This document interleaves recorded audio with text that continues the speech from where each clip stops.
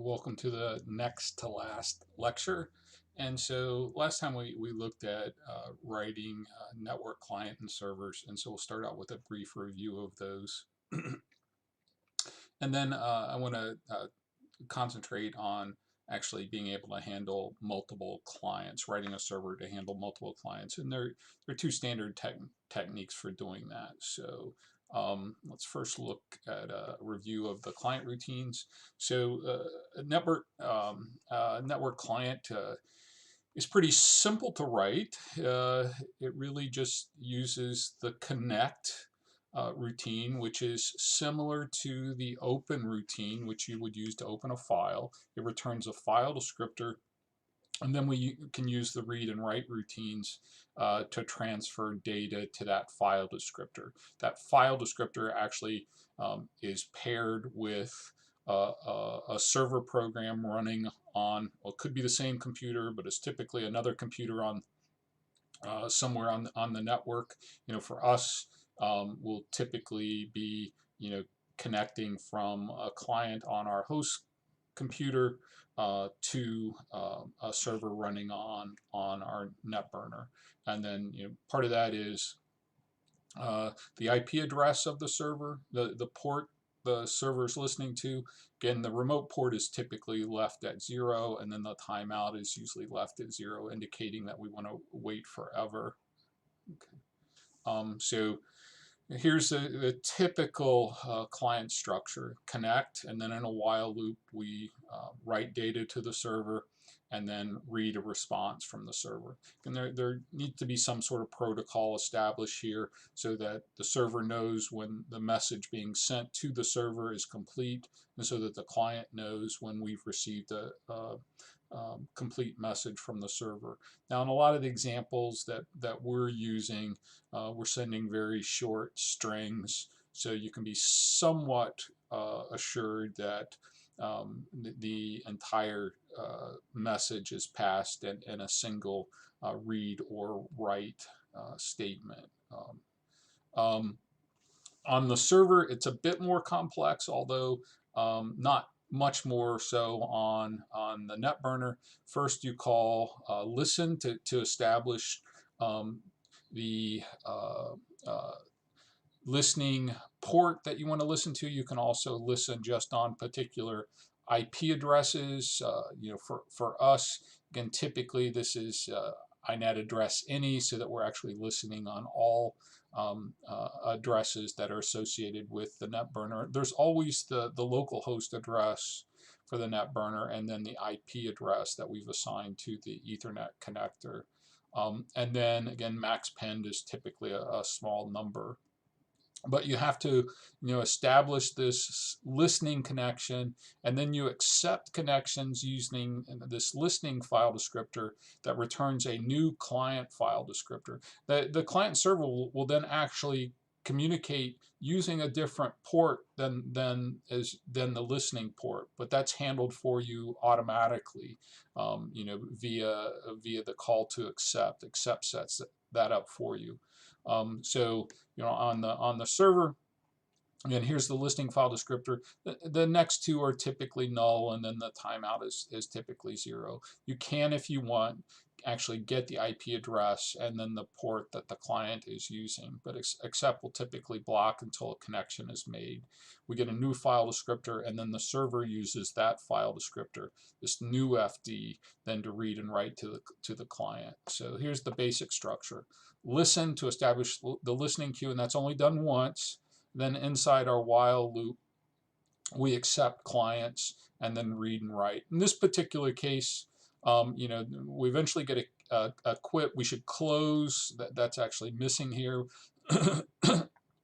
After we break out of the loop, we should actually close this CFD file descriptor and then go back and then accept a new file descriptor, and then communicate with that client. So this particular server is only going to work with a single client at a time.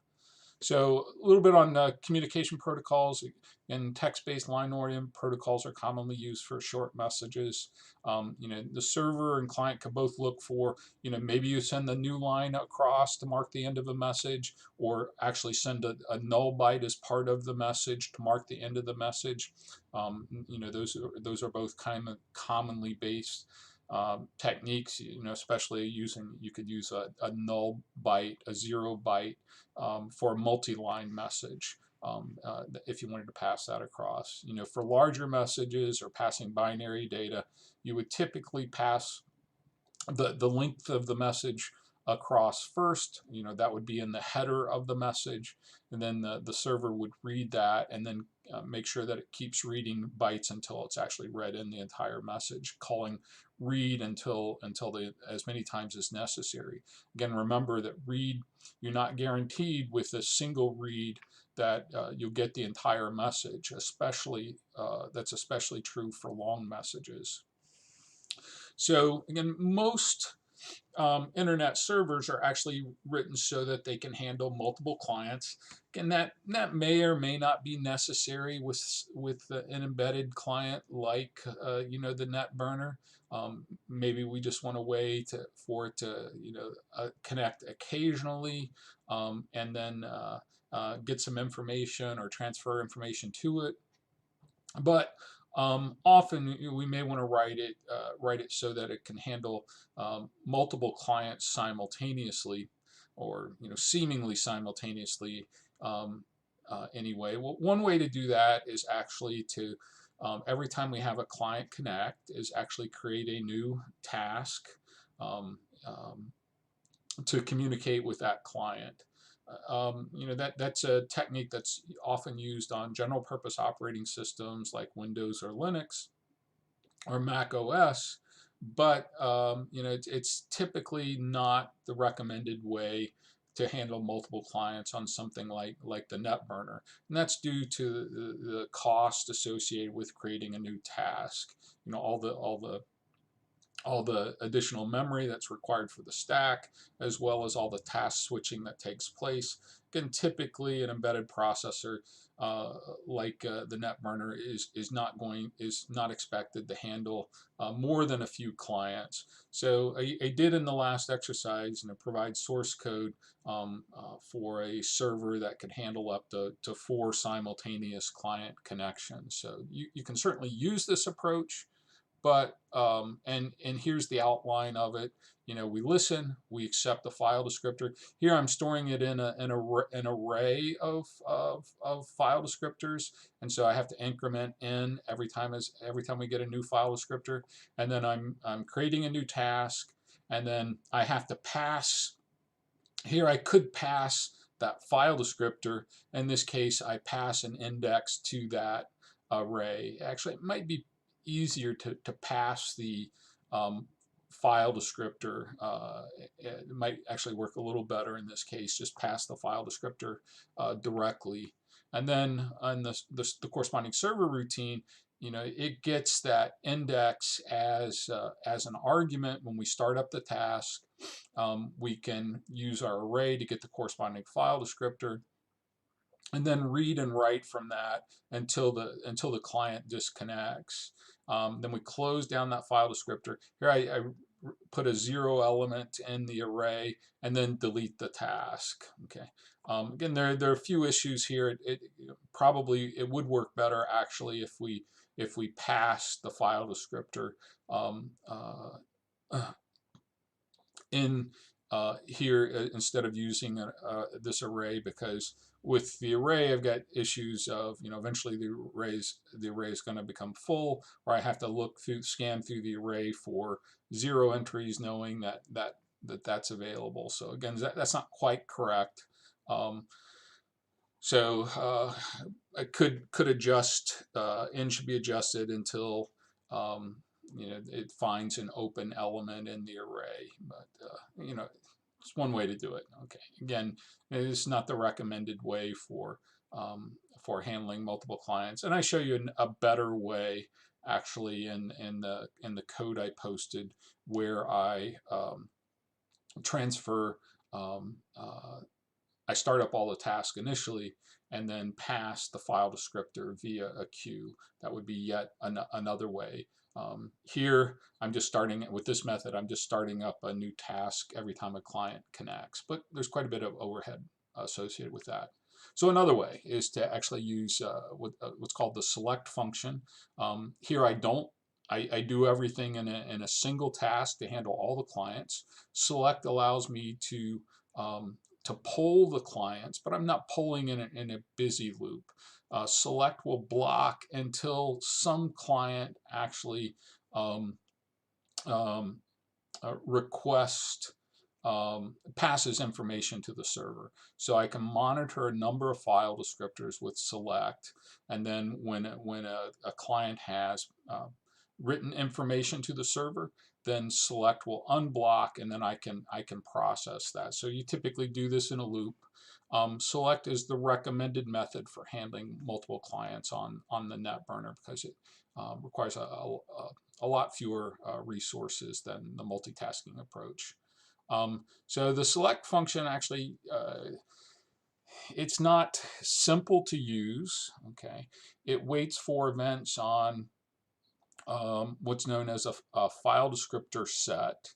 And we can have a set of file descriptors we monitor for read access. And when one of these becomes active, that means that we can read from it.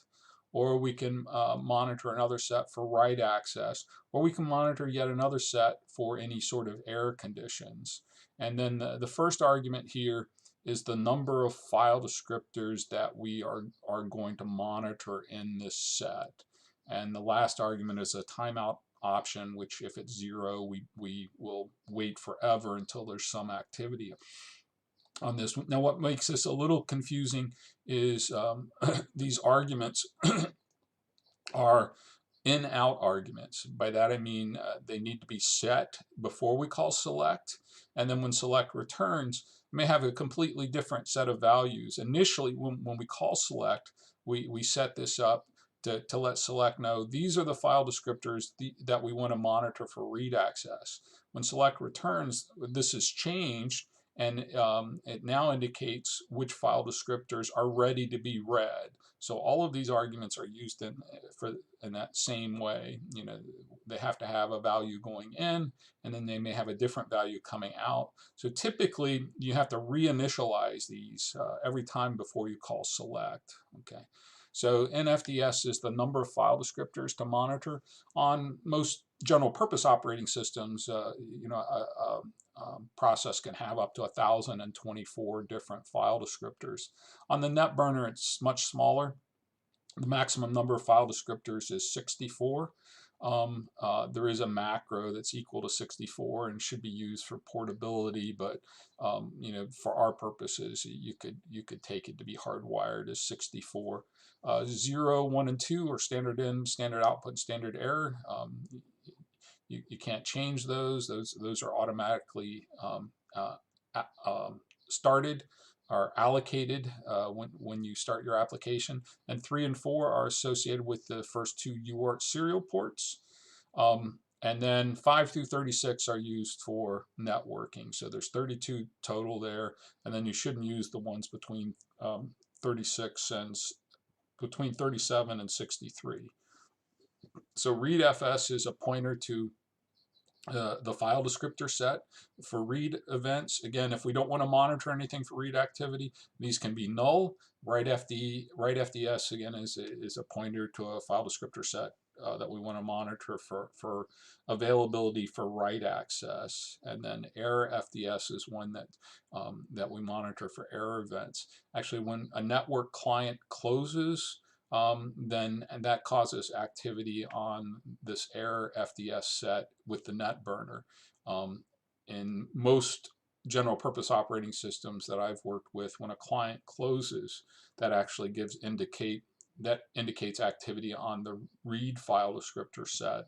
And then when we go to read, we get back a 0 byte, 0 bytes read, which indicates that the client has closed. The number of file descriptors, select returns a number that indicates the number of file descriptors and all of the sets that are ready for activity. So, if there's 2 in the read set, 3 in the write set, and 3 in the error set, then what select will return is actually the value 8. And then so we have to look through all 3 of the sets and looking for those 8 corresponding file descriptors. So there's some macros that are very useful. Actually, you don't work with these sets directly, but only through the use of these macros. So I'll illustrate the use here, but fd0 actually clears out a file descriptor set. fdset actually allows you to then set a particular indicate which file descriptor you want to monitor for, read, write, or error access.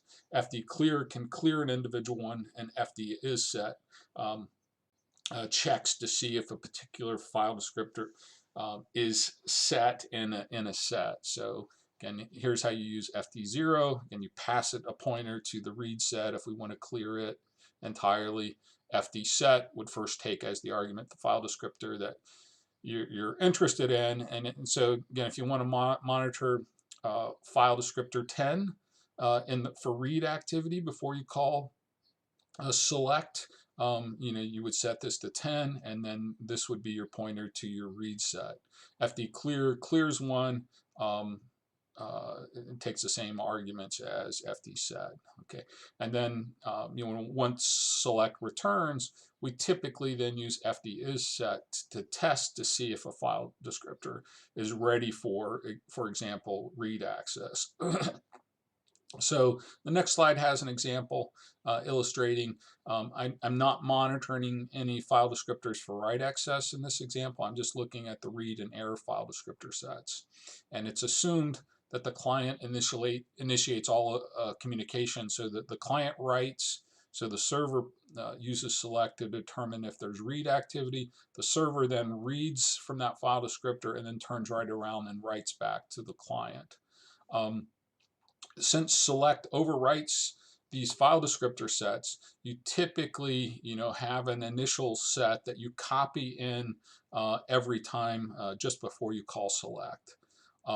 So initially our set contains only the listen file descriptor, and then as we have clients connect, we add additional file descriptors into our read set and also our error set.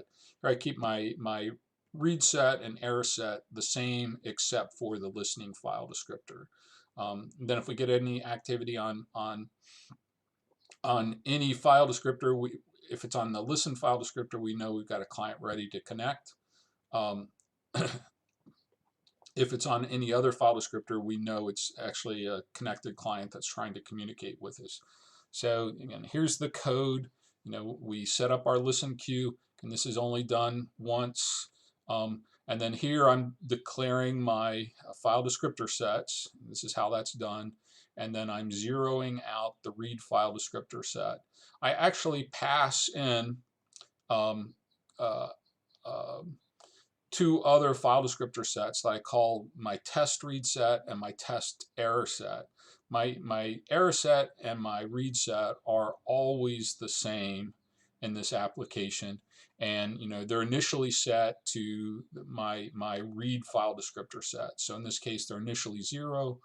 Now I always set in the read set the listen file descriptor to let select know that I want to monitor always the listen file descriptor for activity, because if I have activity on that when, I know I've got a new connected client, okay, that I can then, or a client that's ready to connect, and that I can then accept a connection on that listen file descriptor. So n is the total number of clients that are connected here.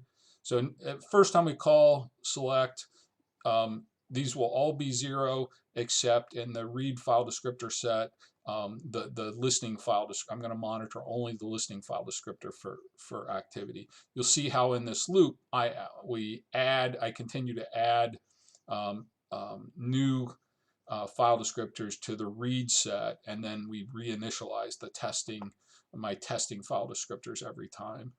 So here I'm testing to see if there's activity on the listening file descriptor. So I'm checking to see if that is set.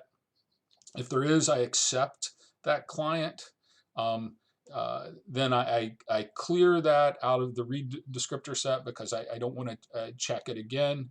Um, uh, and then decrement n. So I'm keeping track of now the number of file descriptors that are returned by select. So I decrement n, and then after I've accepted this new client, I add that client into the read set so that I'll monitor it next time around. And um, then now I want to check to see if it's actually one of my other connected clients. So I start the file descriptor, the greater than 5. You could actually monitor the serial port, which would be a standard input would be 0. I could monitor file descriptor 0 as well as any of the network connections here. In this particular case, I'm not doing that. I'm just looking for network connected clients. And then I continue to process them, decrementing in at the end of the loop until I've handled all of the possibly connected clients. So I start FD at the top, test to see if that's if that has read activity. If it is, I read a message from that client. Typically here I would process that somehow. In this simple example, I'm just turning around and writing that immediately back to the client. But typically you would do something here between the read and write lines. You would do some sort of processing, and that's what you have to do in your in the next and final project. Okay, and then finally, I test to see if that same file descriptor, if it's not ready for read activity, I test it for an error condition, and then if there is activity in the error set, I assume that that means the client has closed or disconnected, and so I close that file descriptor and then clear it from my read set. Remember, my read set is always keeping track of all of the clients that are connected, and then it also always has the listen file descriptor. So I clear it and then loop around until I've gone through all the different file descriptors. Let me go back a page here and then call select again, reinitializing my read set and my error set so that it always includes all of my connected clients, and then I always add the listening file descriptor here. And then after that, I'm testing to see if it's a new connection. If it is, I accept it. Um, if it's not activity on that listening file descriptor, then I read from it or close it as appropriate. Okay. I put a final note here under Linux and most, I think, POSIX compatible systems. An end of file, a client disconnecting actually sets a flag in the read set, but on the net burner, it actually sets a flag in the error set. So I have to monitor the error set of file descriptors. For writing servers under Linux, it's not a disconnected client would indicate activity in the read set. Then you'd go to read that information and get back a 0 number of bytes read, and then that would be the indication that um, that the client is disconnected. Okay, so there is an exercise that I kind of walk you through. I provide a lot of code here on using select in today's exercise. This should provide a really good starting point for the final project assignment. Okay, so make sure you work through that exercise.